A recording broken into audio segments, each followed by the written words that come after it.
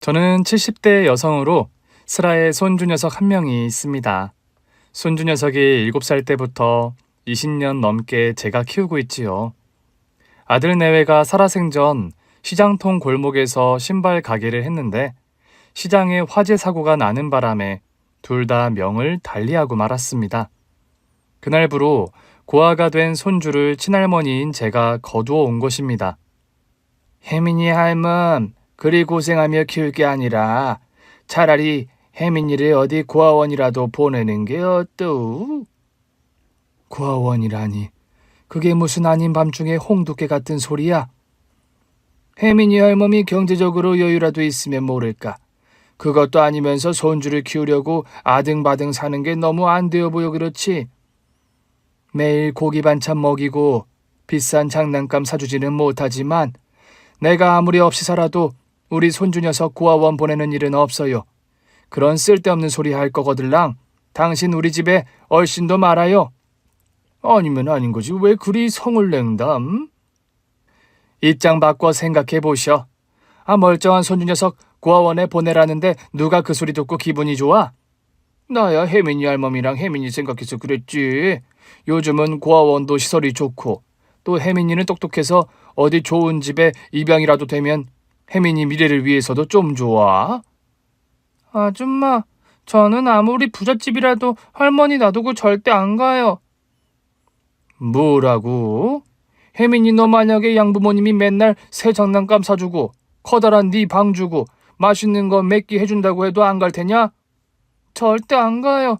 저는 우리 할머니 놔두고 아무리 좋은 집이라도 절대 입양 같은 거 갈 생각 없다고요. 어린 녀석이 원 어른을 노려보면서 당돌하게 말도 잘하는구나. 그래 알았다. 이 아줌마가 잘못했다 혜민아.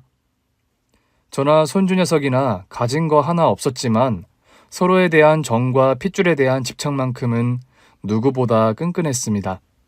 먼저 명을 달리한 아들 내외도 빚을 내어 신발 가게를 시작한 형편이었고 하루 벌어 하루 먹고 사는 형편이어서 아들 내외가 세상을 떠난 뒤로 손주를 키우는 일이 호락호락한 것은 절대 아니었죠. 건물 청소, 식당 설거지, 폐지 줍기, 안 해본 일 없이 억척스럽게 닥치는 대로 일을 하면서 손주를 키웠습니다. 저는 언제나 한 가지 일을 해본 적이 없이 언제나 두세 가지 일을 겸업하면서 힘들게 하루하루를 버텨내듯 살아왔지요. 할머니, 이제 들어오세요? 시간이 늦었는데 안 자고 뭐 했어? 공부하면서 할머니 기다렸죠. 한창 클 나이엔 너무 늦게 잠들면 키 안 큰다고 했다. 할머니가 기다리지 말고 먼저 자라고 몇 번을 말하는데 말을 안 들어. 할머니는 힘들게 일하시는데 어떻게 저만 먼저 자라고요. 할미는 일을 해서 혜민이 너를 먹이고 키우는 입장이고 혜민이 너는 잘 먹고 잘 크는 게 네 도리니까 미안해할 일이 아니야. 그런 게 어딨어요 할머니? 저나 할머니나 피곤하고 힘든 일은 싫은 게 당연하죠. 혜민이가 벌써 그런 것도 다 알아? 그럼요 할머니, 저 다 알아요. 저 키우신다고 할머니가 고생만 하시는 것도 알고요. 아니 그런 소리 하면서 왜 울어? 어미아비 일찍 잃어버린 불쌍한 손주 거두는 건 할미로서 당연한 일인데 오늘 슈퍼 아주머니가 그랬어요. 혜민이 너는 할머니 아니었음 고아원 신세 면하지 못했을 거라고요. 이런, 그 슈퍼 옆에 내가 또 입방정을 떨었구먼. 내 당장 가서 단도리를 해야겠다. 놔두세요 할머니. 그 아줌마가 틀린 말 한 것도 아닌데요. 우리 혜민이가 왜 고아원에 간다니? 혜민아, 설령 꿈에라도 그런 걱정은 말거라. 이 할미 눈에 흙이 들어가지 않는 이상 널 고아원에 맡기는 일은 없다. 할머니, 등에 파스 붙여드릴게요. 파스 다 떨어졌는데 이거 다 어디서 났니? 할머니 밤마다 파스 붙이고 주무시니까 오늘 제가 약국에 가서 사다 놨어요. 네가 돈이 어디 있어서 파스를 이렇게나 많이 사다 놨어? 저 학교 끝나고 요새 빈병 주웠어요. 그 돈 모아서 할머니 필요한 파스랑 저기 믹스커피도 사왔고요. 혜민아, 누가 너한테 학교 끝나고 빈병 주우라고 했어? 학교 끝나면 친구들하고 놀던가, 숙제를 하던가 해야지. 할머니, 맨날 돈 부족해서 걱정하시니까 조금이라도 도움되고 싶어서요. 혜민아, 돈 걱정을 해도 이 할미가 하지 왜 어린 네가 나서서 그러냐? 제가 아무리 어려도 저도 할머니랑 가족인데 어떻게 할머니만 고생시켜요. 거기다 할머니는 나이도 많고 여기저기 아픈 데도 많으시잖아요. 엄마 아빠처럼 젊은 사람이 아니고 이 늙은 할미가 널 거두는 게 걱정이 돼서 그래? 솔직히 말씀드리면 걱정이 돼요. 다른 집 할머니들은 보통 집에서 쉬시는데 할머니는 저 때문에 쉬지도 못하시니까요. 혜민아, 어린 네가 왜 그런 걱정까지 하니? 집집마다 다 사정이 다른 건데 이 할머니는 부모 없는 너를 대신 키우느라 일을 할 수밖에 없지 않니? 그래서 제가 죄송하다는 거예요. 그래도 할머니 조금만 기다리세요. 제가 이 다음에 크면요 돈 많이 벌어서 할머니 진짜 호강시켜 드릴 거예요. 그래 혜민아. 이 할미는 우리 혜민이한테 그런 말만 들어도 기분이 좋구나. 그런 말을 하면서 눈을 반짝거리는 어린 손주가 너무 기특해서 저는 하루의 피로가 저절로 풀리곤 했습니다. 다리가 꺾이게 힘든 일상들이었지만 내가 없으면 우리 손주는 끝이라는 생각에 무너지지 않고 버티는 원동력이 되는 게 사실이었죠. 할머니, 연세도 있으신데 대단하세요. 낮에도 다른 일 하신다면서 밤마다 목욕탕 청소일 힘들지 않으세요? 뭐 밤에 잠깐 와서 하는 일인걸요. 안 힘들다면 거짓말이겠지만 하나라도 더 일을 해야 어린 손주 학원비라도 마련하니까요. 아들 네 분 안 계시다 그랬죠? 예, 우리 손주한테는 제가 부모 자리라 제가 그 아이를 키우고 있어요. 소문 듣자니 손주분이 아주 똘똘하다면서요? 네, 비싼 학원 한번 제대로 못 보냈는데도 늘 1등을 놓치지 않는 기특한 녀석이랍니다. 할머님께서 힘들게 일하면서도 늘 찡그리지 않고 하하호호 웃으시는데 다 이유가 있었네요. 그러면요, 우리 손주가 늘 공부도 1등에 저를 아주 끔찍하게 아끼는 효자랍니다. 아유, 듣기만 해도 너무 부럽네요.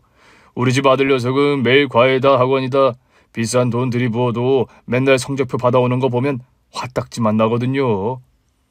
어린 시절부터 똑똑한 수재의 효자라서 주변 사람들의 부러움 섞인 칭찬을 많이 들어왔던 손주입니다. 손주 녀석은 학창시절 내내 아주 독하게 공부를 열심히 했어요. 시험 기간에 돌입하면 아예 자리에 등을 대고 잠을 제대로 자지 않는 녀석이었습니다. 혜민아, 아무리 공부도 좋지만 잠도 자면서 공부를 해야지. 안 그러면 건강 상할라. 할머니, 등 대고 눕는 순간 일어나기 힘들어지고 게을러져서 안 돼요. 시험 기간만 되면 그리 책상에 엎드려 토막잠만 자니 너 그러다 허리나 목에 디스크라도 오면 어쩌려고? 간간히 체조도 하고 그러면서 공부하니까 걱정 마세요. 그리고 잘 때는 벽에 기대서 바른 자세로 자는걸요? 잠은 벽에 기대 잘 게 아니라 누워서 자야지. 안 그러냐? 정 피곤할 때 누워서 서너 시간 자기도 하니까 너무 걱정 마세요, 할머니. 아이고, 악착 같고 독하기도 하지. 네 그 성정은 네 아비를 꼭 빼닮았구나. 살아생전 아들 녀석이 손주처럼 뭘 하겠다 마음먹은 일에 관해서는 아주 독하게 매달리는 성미였습니다. 그런 아들의 성정에 지 어미의 공부머리를 닮아 수제 소리 들을 정도로 공부를 잘하는 손주 녀석이었어요. 제 손주 혜민이는 비싼 과외 한 번 안 하고도 서울대학교에 지망하던 과에 우수한 성적으로 합격을 했더랍니다. 그리고 대학을 졸업하자마자 친하게 지내던 선배와 함께 벤처기업을 창업하더니 아주 사업으로 승승장구 대박이 나서 수백억 자산가가 되기에 이르렀죠. 손주 녀석은 사업이 대박나자마자 할머니, 오늘 저랑 어디 좀 가실 데가 있어요. 해 다진 시간에 어딜 말이냐? 좋은 데 가는 거니까 일단 따라오세요, 할머니. 저녁상을 물린 지 얼마 안 되는 주말의 어느 날이었습니다. 해사하게 웃으며 저의 손을 이끌고 어디론가 저를 데리고 가는 손주였지요. 손주가 효자라 평소에도 시간이 나면 어디 맛있는 식당이나 구경하기 좋은 곳에 저를 데리고 외출하곤 했던 터라 이번에도 그런 건가 싶어 별 생각 없이 따라 나섰더랍니다. 그런데요, 손주 녀석이 대뜸 드라마에서나 보던 으리으리한 단독주택 앞에 차를 세우는 겁니다. 혜민아, 이런 비싼 동네에 왜 갑자기 오자는 거야? 할머니, 이 집이 제가 할머니 모시고 오려던 곳이에요. 이런 삐까뻔쩍한 집에를 뭐하러? 뭐 너 일적으로 아는 회장님이 사는 곳이라기도 하니? 할머니 아니에요. 이 집은 회장님 사는 집이 아니라 앞으로 저와 할머니가 살 집이에요. 뭐라고? 아니 이런 대궐 같은 집이 우리 집이란 말이야? 내려서 손주가 제 손을 잡고 집 구경을 시켜주는데 저는 꿈인지 생시인지 분간이 가지 않을 지경이었습니다. 할머니, 여기가 안방이고 이 집에서 제일 좋은 방인데 이 방이 바로 할머니 방이에요. 다 늙은 할미가 이리 큰 방이 무슨 쓸모가 있다고. 왜 쓸모가 없어요, 할머니. 할머니 텔레비전 보는 거 좋아하시니까 여기 이 자리에 초대형 TV 달아드릴 거고요. 여기 옷방엔 이제 할머니 옷으로 가득 채울 거예요. 혜민아, 할미는 이런 큰 옷장 채울 만한 옷도 없다. 앞으로 제가 할머니 맨날 백화점 쇼핑하게 해드릴 거니까 기다리세요. 이 옷장 할머니 멋진 옷들로 꽉 찰 날 얼마 안 남았으니까요. 주방이며 욕실이며 널찍한 거실, 잔디밭, 간이 수영장까지 딸린 그야말로 대저택이었습니다. 혜민아, 이런 큰 집에 살려면 청소도 보통이 아니겠다. 우린 그냥 집은 살던 수준에 맞게 자그마한 집으로 구하자꾸나. 이런 큰 집은 그냥 네가 가지고 있다가 나중에 너 결혼하고 색시랑 애들이랑 같이 살아라. 할머니, 자꾸 산통 깨는 얘기 하실 거예요? 제가 이제껏 열심히 공부해서 성공한 이유가 다 뭔데요? 돈 많이 벌어서 할머니 호강시켜드리려고 한 건데 그러시면 안 돼요. 그리고 명선이랑도 다 얘기 끝났어요. 결혼하고도 할머니 모시고 살기로요. 뭐? 네 색시가 그러자고 하든? 그럼요. 명선이가 더 나서서 할머니 모시고 살자고 했는걸요. 그래서 집도 더 이렇게 큰 집으로 얻은 거고요. 아무리 그래도 집이 우리 분수에는 너무 크고 호사스러운 것 같구나. 제발, 제가 해드리는 대로 마음껏 호사 좀 누리세요. 네? 그렇게 말하며 제 손을 간곡하게 꼭 잡는 손주 녀석이었습니다. 저 이런 집에 살만하니까 사는 거예요, 할머니. 집이 커서 청소 걱정 같은 것도 할머니가 하실 필요가 없고요. 집이 이렇게나 큰데 어찌 청소 걱정을 안 한다니? 할머니도 참, 우리 할머니 이럴 때 보면 너무 귀여우시다니까요. 제가 이런 집 사면서 청소까지 할머니 시키면 뭐하러 이런 집 이사 오자고 해요. 그럼 청소할 사람이라도 따로 있다는 소리냐? 당연하죠, 할머니. 앞으로 입주 도우미 아주머니 써서 청소건 요리건 다 부탁드릴 거예요. 할머닌 손에 물 한 방울 묻힐 일 없을 거니까 걱정 마세요. 집에 가정부를 쓴다는 말이야? 당연하죠. 이런 큰 집에 살면서 관리도 그렇고 살림 혼자 하시기엔 무리예요, 할머니 연세에. 우리 혜민이가 사업 성공한 줄은 알았는데 이 정도인 줄은 몰랐구나. 그런데 너 이 할미 호강시켜준다고 너무 무리하는 거 아니야? 할머니도 참, 제가 설마 그러겠어요? 제가 할머니 닮아서 또 알뜰하기로는 둘째가라면 서러운 사람인걸요. 우리 혜민이 참 짱하다.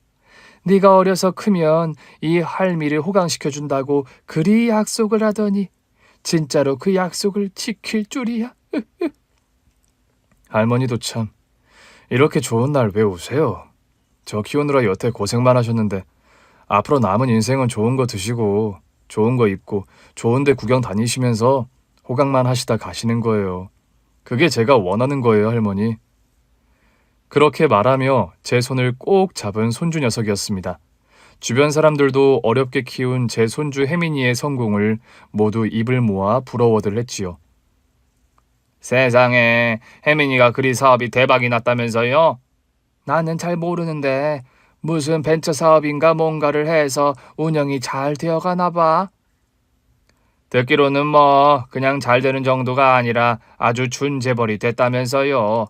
혜민이 할머니 요즘 한남동 대저택으로 이사 간 거 소문 쫙 났거든요. 벌써 그 소문이 났나? 어머 세상에, 그 소문이 진짜네 진짜였어.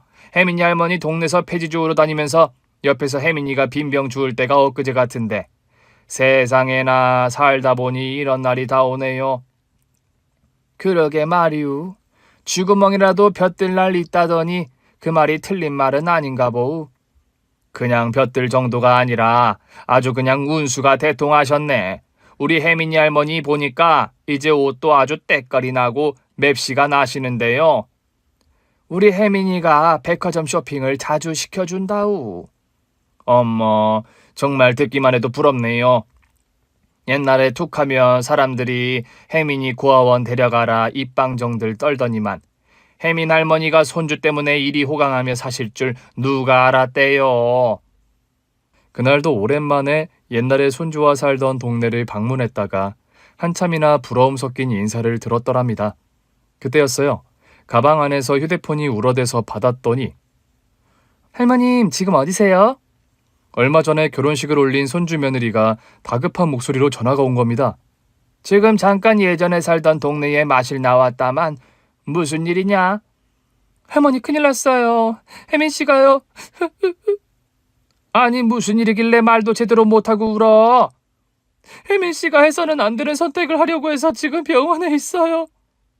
저는 너무 충격을 받았고 후들거리는 다리를 겨우 진정시키며 겨우 병원에 도착했습니다. 아들 며느리가 먼저 세상을 떠나 혼자 남은 7살 손자를 폐지 주워가며 키웠더니 20년 후 벤처 사업으로 몇백억 부자가 되어 나를 호강시켜 주어서 주변의 자랑거리였는데, 최근 결혼까지 해서 잘 살고 있던 손자가 갑자기 스스로 세상을 떠나려고 했다는 소식을 도저히 믿을 수가 없었죠. 그런데요, 응급실에 도착해서 간호사가 말해준 병상 쪽으로 가서 커튼을 열려는데 안에서 낯익은 손주 며느리 목소리가 들려오는 겁니다. 네가 계획한 거 실행해야겠어. 저는 순간 제 귀를 의심했습니다. 손주 며느리와 손주가 대체 무슨 계획을 하고 있는 거지? 이상한 생각이 들 수밖에 없더군요. 그리고요, 그 계획 내용을 안 순간 역대급 반전이 펼쳐졌습니다. 우리 할머니가 눈치가 엄청 빠르신 거 너 알지? 알지. 그래서 나도 지금 엄청 긴장되는 게 사실이야. 할머니 오실 시간 다 됐는데 나 눈 감고 있을까? 그럼 기절하신 줄 알고 너무 놀라실 것 같은데. 이런 쇼도 해본 사람이나 하지 보통 쉬운 일이 아니다 정말. 그럼 어떡해. 이런 방법 아니면 할머니 살릴 길이 없는데. 할머니 오실 시간 거의 다 되지 않았어? 이런 얘기 그만하고 빨리 계획한 대로 행동하자. 저는 그 말을 들은 순간 화가 나서 병실 커튼을 확 열어 제꼈습니다. 기척도 없는 갑작스러운 등장에 손주와 손주 며느리가 당황하는 기색이 역력하더군요. 할머니 대체 언제 오셨어요? 할머니 도착하면 병원 입구서 전화하신다고 하지 않으셨어요? 계획대로 실행이라니. 그게 대체 무슨 소리야? 할머니 그게요, 저 어떻게 된 일이냐면요.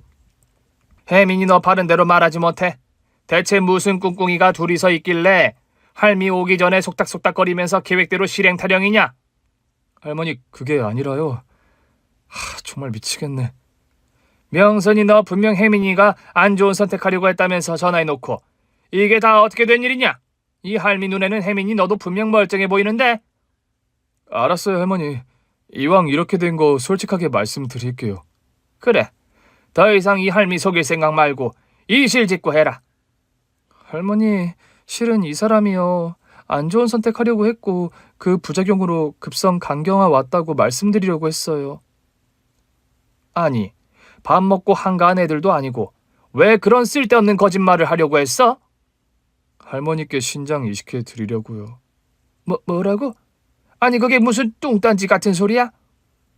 제가 간경화로 간이식 필요하다고 할머니께 거짓말 하려고 했어요. 간이식? 상상만 해도 끔찍한 그런 일을 왜 거짓말을 하려고 했어? 이 할미가 놀라 자빠지는 꼴을 그리 보고 싶었더냐? 그게 아니라요. 저 간 나빠졌다고 하면 할머니는 분명 간 이식해주신다 할 거고, 그럼 할머니 수술대에 오르실 거고, 그 기회로 제가 할머니께 신장 이식 수술 해드리려고 한 거예요. 할머니 용서하세요. 처음부터 이런 거짓말을 하려고 했던 건 정말 아니에요. 할머니께서 하도 제 신장을 안 받겠다고 고집을 부리시니까 어쩔 수 없이 명선이랑 제가 내린 결정이었어요.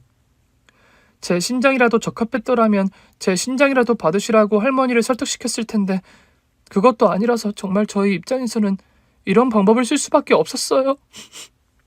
그런 말을 하면서 눈물을 쏟는 손주 며느리였습니다. 손주와 손주 며느리에게 상황 설명을 듣고 보니 되려 제가 더 미안해지는 것이 사실이었어요.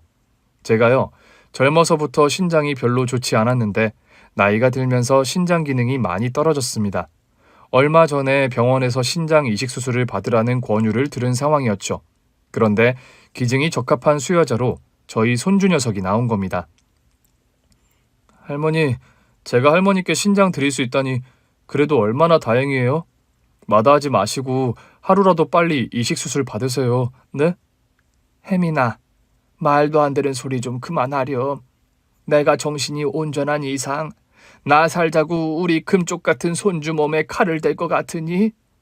할머니, 신장 이식 수술했다고 제가 어떻게 되는 것도 아닌데 왜 그러세요? 멀쩡한 한쪽 신장 떼어내서 좋을 게 뭐가 있어. 혜민아, 이 할머니는 이미 살 만큼 살았다. 너까지 그런 수술 받게 하면서 더 연명하고 싶은 생각 요만큼도 없어.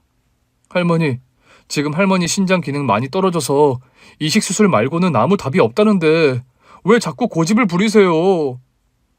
이식 수술 받아서 몇 년 더 살자고 네 멀쩡한 신장을 뚝 떼다가 받으란 말이냐? 말도 안 된다. 네가 아무리 고집을 부려도 이건 내가 허락할 수 없는 일이니 그리 알아. 저는 한마디로 손주 녀석의 제안을 거절했더랍니다. 솔직히 세상 어느 할머니가 저 살자고 손주 녀석의 멀쩡한 신장을 덥석 받을 수 있겠습니까? 게다가 손주가 어려서 제가 없으면 안 되는 상황이라면 혹여 또 모를까. 지금은 그런 상황도 아니었죠. 전 나이도 먹을 만큼 먹었고 손주는 잘 나가는 벤처 사업가로 승승장구하는 마당에 제가 손주 녀석의 신장까지 기증받으면서 연명을 해야 할 이유를 저는 찾기 힘들더라고요. 혜민아, 아무리 이 할미를 살리고 싶었더라도 어찌 그런 거짓말을 했니? 할머니, 제가 오죽하면 그랬겠어요? 할머니 아시다시피 저 역시 덤으로 여태 목숨 부지하며 살고 있다는 거 할머니도 누구보다 잘 아시잖아요. 혜민아, 그거야 네 부모가 너 살리려고 그런 건데 그 얘기를 왜 여기서 하는 거야? 할머니, 옛날에 엄마 아빠가 저 부둥켜 안고 보호해 주신다고 두 분은 화상으로 중태를 입어서 돌아가셨는데 저도 한 번은 할머니 살리는 일 하게 해주세요. 제발요. 그런 말을 하면서 오열을 터뜨리는 손주 녀석이었습니다. 사실요, 과거에 아들 내외가 화재 사고로 명을 달리하던 날 사고가 나던 신발 가게에 어린 저의 손주 녀석도 함께 있었습니다. 평소에는 아들 내외가 함께 신발 가게를 운영하느라 바빴기 때문에 제가 낮 시간에 주로 손주 혜민이를 봐주곤 했더랍니다. 그런데 그날 마침 시골 사촌 언니 딸의 결혼식이 있는 바람에 저는 혜민이를 가게에 두고 시골에 볼일을 보러 갔었죠. 혜민아, 엄마 아빠 가게에 오랜만에 놀러 오니까 좋아? 네, 아빠. 저 요 앞에 떡볶이집에 가서 떡볶이 좀 먹고 와도 돼요? 그럴 게 아니라 떡볶이랑 김밥이랑 좀 사오렴. 엄마랑 아빠랑 혜민이랑 같이 먹자. 네, 아빠. 그날 손주 녀석은 지 아빠의 심부름으로 떡볶이 가게에 가서 떡볶이를 사왔다고 합니다. 세 식구가 사이좋게 떡볶이를 나눠 먹고 손님 몇 명을 받았는데 갑자기 시장 전체에 큰 불이 번지기 시작한 겁니다. 불이야! 불이야! 지금 소방차 부르긴 했는데 위험하니 다들 대피하세요! 갑자기 불이 났다니 이게 무슨 소리야? 글쎄요, 벌써 연기가 자욱하니 매캐한데 큰 불이 난 것 같아요. 저희 손주 녀석은 20년도 더 지난 일임에도 불구하고 그날의 기억을 고스란히 가지고 있더랍니다. 그날 엄마 아빠는 화마의 불길 속에서 저를 지키느라고 두 분이 저를 부둥켜 안고 불길 속에서 저를 보호해 주셨어요. 혜민아, 그게 바로 부모 마음이란다. 세상 어느 부모라도 자식 지키기 위해서는 그런 희생을 하는 법이야. 저는 아직도 엄마 아빠가 그 뜨거운 불길 속에서 저를 부둥켜 안고 지켜주셨던 그날의 기억이 너무도 생생해요. 자신들 몸 위로 뜨거운 불길이 솟구치는데도 두 분은 신음을 삼키고 움찔거리면서도 저를 부둥켜 앉은 그 손을 절대 놓지 않으셨어요. 그렇게 너희 엄마 아빠가 금이야 오기야 지킨 너인데 내가 어떻게 너의 신장을 나 살자고 덥석 받겠니, 혜민아? 할머니, 제발 제 입장도 좀 헤아려 주세요. 엄마 아빠는 그날의 화재 사고로 화상으로 중상을 입어서 돌아가셨어요. 전 엄마 아빠 살신성인으로 목숨을 건졌고 그 후로는 할머니의 살신성인 희생으로 여태 살아왔는데 이번에라도 제발 제가 할머니 한번 살려드리게 해주세요. 네? 할머니, 혜민 씨가 할머니 건강 안 좋아지신 후로 삶에 낙이 없대요. 저도 할머니가 하루라도 오래 사셨으면 하는 마음에는 혜민 씨와 같고요. 명선아, 젊고 건강한 네 남편 신장을 내가 뚝 떼어와서 받는다는데 너는 속상하지도 않니? 할머니, 무슨 말씀을 그리 섭섭하게 하세요. 목숨에 지장이 있는 일도 아니고 일단 할머니께서 그 수술을 안 받으시면 위험한 상황인데 당연히 수술해드려야죠. 할머니, 제발 제 소원 한 번만 들어주세요.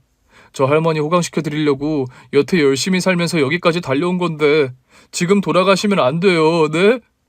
그래요, 할머님. 저희가 오죽하면 이 사람 안 좋은 선택하려고 했다고 거짓말까지 하면서 할머니를 병원으로 불러드렸겠어요. 너희들도 참 고집 한번 쇠고집이구나. 저는 어쩔 수 없이 손주와 손주 며느리의 부탁을 들어주기로 했습니다. 그런데 혜민이 너 무슨 구실로 안 좋은 선택했다고 하려고 했니?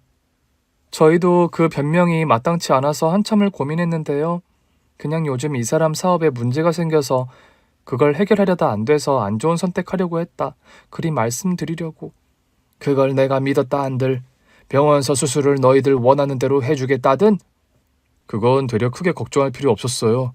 여기 병원 신장외과 닥터가 제 친한 대학 선배라서 부탁을 드린 참이었고요. 너나 네 아내나 참 부창부수 못 말리겠구나. 할머니, 그럼 이 사람 소원 들어주시는 거죠? 할머니, 제발 더 고집 그만 부리시고 수술 받으세요, 네? 그래, 알았다. 너희 내외가 이런 쇼까지 벌이며 나를 설득하는데 내가 안 넘어가고 배기겠니? 할머니, 정말 생각 잘하셨어요. 감사해요. 감사할 사람은 나고 울어야 할 사람도 나란다, 명선아. 나만 눈물이 안 나오나? 할머니, 저는 솔직히 말씀드리면 이제 할머니가 수술 받는다고 하시니까 하나도 눈물이 안 나오는데요. 저와 손주 며느리는 부둥켜 안고 울고 손주 녀석은 호탕하게 웃음을 터뜨리는 겁니다. 저 죄송하지만 응급실에서 좀 조용히 해주셔야 합니다. 죄송합니다. 소란 피워서. 저희 이제 곧 퇴원할 테니 절차 밟아주세요.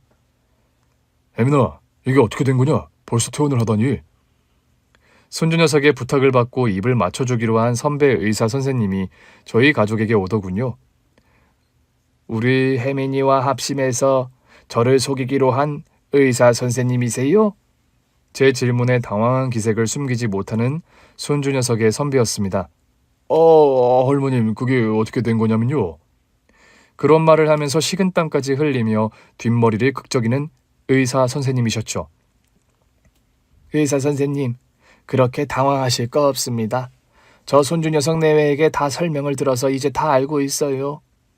선배, 우리가 거짓말 하려던 거 할머니에게 다 들키고 말았어요. 그럼 이식 수술은 어쩌기로 하셨어요? 제가 이 녀석들 고집에 넘어가서 수술 받기로 했습니다. 하얀 거짓말에 동참하시느라 고생 많으셨어요, 의사 선생님. 아, 일이 그렇게 된 거였군요. 저는 또 계획이 틀어진 줄 알고 엄청 걱정했지 뭡니까. 그런 말을 하면서 웃는 손주의 선배였습니다. 이 다 늙은 할미 한 명 살리느라고 바쁘기 짝이 없는 젊은 사람들이 귀한 시간을 너무 많이 할애했네요. 죄송합니다, 의사 선생님. 아닙니다, 할머님. 제가 대학 다닐 때 혜민이랑 동아리 활동을 하면서 아주 가깝게 지냈어요. 그래서 혜민이에게 할머님이 어떤 존재인지 너무 잘 알기 때문에 의사로서 예민한 부탁이었지만 들어줄 수밖에 없었습니다. 아무튼 저희 가족 때문에 너무 수고 많으셨어요, 의사 선생님. 할머님도 참, 왜 자꾸 저에게 그런 존대를 하세요. 저도 혜민이 친구인데 말 편하게 하세요, 할머님. 사실 알고 보니까요. 손주 녀석의 그 선배 의사라는 사람도 어려서 조실부모를 하고 외할머니 손에서 컸다고 하더라고요. 저희 손주와 비슷한 환경에서 자라서인지 손주 마음을 헤아리고 의사로서 어찌 보면 수락하기 힘든 부탁을 들어준 선배 의사였습니다. 그런 우여곡절을 겪으면서 저는 결국 신장 이식 수술을 받게 되었습니다. 다행히 수술 결과는 성공적이었고 저도 손주도 건강하게 회복해서 퇴원을 하게 되었죠. 퇴원 후에는 손주 며느리의 지극정성 간호와 케어가 저와 손주를 기다리고 있었습니다. 명선아, 삼시세끼 매끼 차리려면 너무 힘들지 않니? 너무 고생하지 말고 한 끼 정도는 밖에 나가서 사 먹거나 시켜 먹자꾸나. 그래 여보, 당신이 너무 고생한다 요즘. 무슨 소리야. 수술 후에 회복하는 기간에 바짝 신경 써야 한다고 했는데 특히나 할머님은 앞으로도 식단 관리 철저하게 하셔야 돼. 그건 당신도 어떤 면에서는 마찬가지고.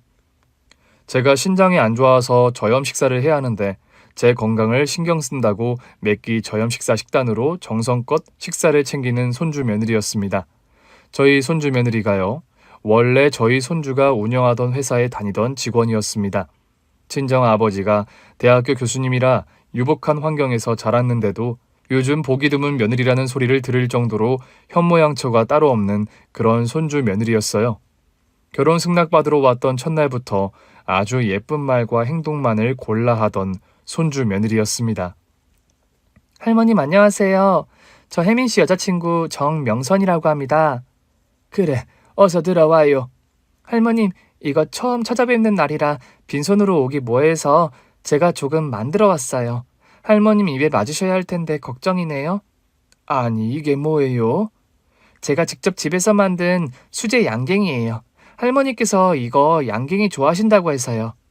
아유, 뭘 수고스럽게 이런 걸 다 만들어 왔어요.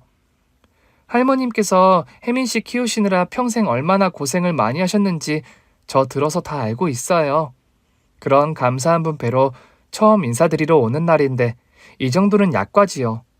그리고 할머님, 저 할머님 손주 며느리 자리인데 제발 말씀 편하게 해주세요. 그렇게 말하며 애교스런 웃음을 짓던 손주 며느리였습니다. 넉넉하고 유복한 데다 점잖은 가풍의 집안에서 자란 성품 착하고 예의 바른 요즘 아주 보기 드문 아가씨가 따로 없었죠. 결혼하면서 저를 모시고 살자고 먼저 제안한 것도 손주 며느리였다고 합니다. 결혼을 결정하고 상견례 자리를 파하고 나서 돌아오는 길에 혜민아, 말로는 너희 신혼집에 날 모시고 살자고 하지만 너 그거 진짜 따를 생각 아니지? 그게 무슨 말씀이세요? 아까는 그 댁 부모님들도 계셔서 내가 한번 거절하고 여러 번 말은 안 했다만 너희 신혼집에 내가 들어가서 사는 게 말이 되니? 그게 왜 말이 안 돼요, 할머니? 게다가 연애 시작하고 결혼 얘기 나오고부터 할머니 모시고 살자고 먼저 얘기한 건 제가 아니라 명선이었어요. 명선이가 먼저 그런 얘기를 했다는 거야? 네, 할머니. 저야 당연히 할머니 모시고 살고 싶었지만 제가 처음 꺼낸 얘기는 아니었다고요. 너 이 할미 안심시키느라 거짓말하는 건 아니겠지? 할머니도 참, 제가 따신 밥 먹고 그런 거짓말을 왜 해요? 명선이가 먼저 저한테 그랬어요. 결혼하면 할머니 모시고 살자고요. 그 애는 젊은 애가 시할머니 모시고 사는 거 안 불편하겠다든? 그게 정 궁금하시면 명선이에게 직접 한번 물어보시든가요. 결혼을 앞두고 제가 손주 며느리에게 물어보았더랍니다. 명선아, 결혼하고 나 모시고 산다고 했다지만 그건 좀 다시 생각해보자. 아무리 생각해도 내가 결혼한 손주 집에 함께 사는 건 아니지 싶다. 왜 그게 아니지 싶으세요? 저는 할머님 모시고 사는 게 당연하다 싶은데요. 아유, 말이라도 고맙다, 명선아. 네가 아무리 말은 그렇게 한다지만 시할머니 모시고 사는 게 어찌 그리 쉽게 마음에 내키는 일이겠니? 할머님, 저는 여태 혜민 씨와 사귀면서 제일 많이 들은 얘기가 할머님 얘기예요. 뭐라고? 그게 무슨 소리야? 뭘 맛있는 걸 먹을 때면 이거 우리 할머니도 좋아하시겠다. 어디 좋은 데라도 갈라치면 여기 우리 할머니도 꼭 모시고 와야겠다. 그런 말 하는 혜민 씨예요.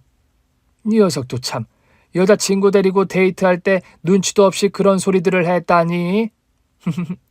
혜민 씨 흉보려는 게 아니고요.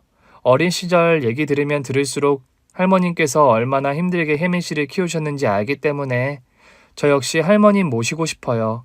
곁에서요. 명선아, 네 마음이 갸륵하다만 일단 마음만 받으마. 요즘 누가 시집살이 한다고 그런 말을 해?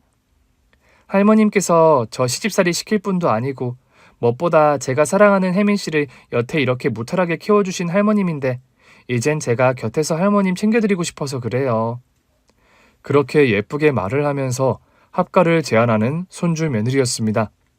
신장 이식 수술을 받은 뒤로 건강을 회복한 후로는 저 역시 집에서 손주 며느리 일을 많이 도와주려고 하면서 지냈지요.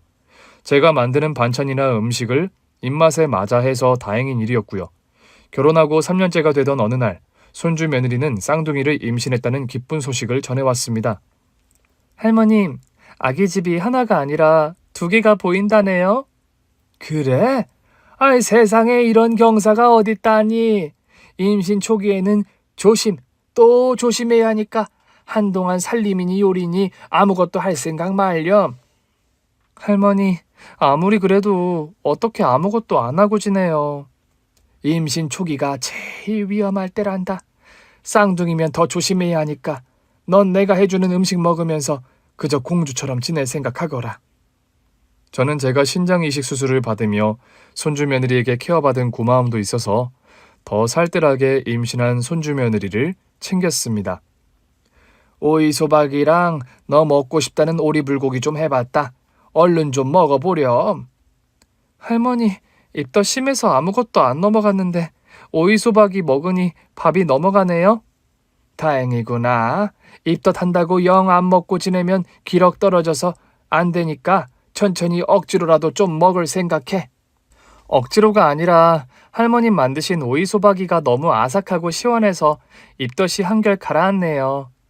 손주 며느리는 다행히도 무탈하게 임신 기간을 거쳐서 건강한 쌍둥이 남매를 출산했습니다. 그런데요, 아기들을 낳고 보니 신기하게도 옛날에 하늘나라로 떠난 저희 아들 내외를 나란히 닮은 겁니다. 세상에, 시도둑은 못한다더니만 아기들이 친할머니, 친할아버지를 한 명씩 쏙 빼닮았구나. 할머니, 저도 그 생각했어요. 엄마 아빠를 한 명씩 붕어빵처럼 빼닮았네요. 저희 아들, 딸이요. 그런 말을 하면서 눈물을 글썽이는 손주 녀석이었습니다. 산후조리원에서 2주 정도 머무른 손주 며느리와 쌍둥이들은 집으로 돌아와 생활을 시작하게 되었죠. 할머님, 맵기 미역국 종류까지 바꿔주시고 제가 황송해서 몸둘 바를 모르겠어요. 산모는 그저 잘 먹어야 젖도 잘 나오고 건강을 빨리 회복한단다. 그리고 명선이 너도 나 아플 때 얼마나 고생하며 나를 케어했니? 너 산후조리하는데 나도 그만큼 너한테 갚아야지. 안 그러냐? 할머님도 참 제가 해드린 것보다 저한테 훨씬 더 잘해주시는 것 같은데요? 명선아, 우리 혜민이한테 시집와서 시할머니 모시고 살아주는 것도 고마운데 이리 귀한 아기들을 둘씩이나 한 번에 낳아줘서 너무 고맙구나. 그런데요, 할머니, 진짜 저희 아기들이 돌아가신 어머님, 아버님을 그리 빼닮았나요? 신기할 정도로 많이 닮았다. 혜민이가 지어미를 외양으로는 많이 닮았는데 혜민 아범 얼굴이 우리 하늘이 얼굴에 그대로 나올 줄이야. 하영이는 그럼 어머님 얼굴을 닮았고요? 그렇단다. 그래서 하영이가 혜민이를 닮은 거고 혜민이가 어려서부터 얼굴은 지엄마를 많이 닮았거든. 그렇군요. 어머님, 아버님도 살아계셨더라면 우리 아기들 보고 많이 좋아하셨겠죠? 그럼 좋아하다 마다.